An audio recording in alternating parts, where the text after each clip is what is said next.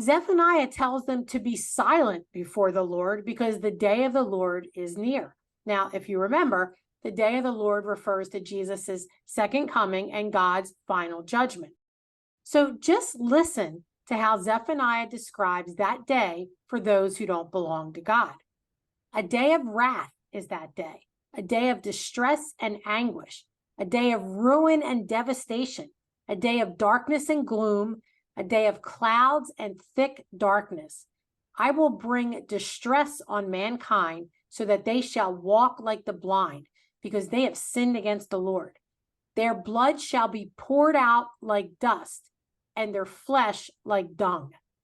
Tough words again. Revelation 14 describes the pouring out of blood as the winepress of God's wrath, where the wicked's blood will flow for 184 miles.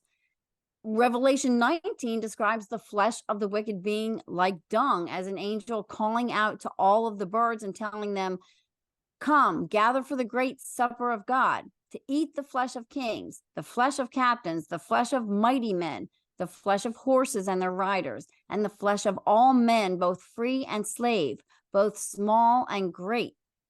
So just as in all of the narratives that talk about the day of the Lord, it's something that should be feared and dreaded for those who are God's enemies. And for those who think that on that day there's going to be a second chance to accept Jesus, well, Zephaniah 1 verse 18 clears that up. It says, "In the fire of his jealousy, all the earth shall be consumed. For a full and sudden end he will make of all the inhabitants of the earth." And just to clarify, Revelation makes it clear that before we get to the very end and God's final judgment of the wicked, the church will be taken up to be with Jesus.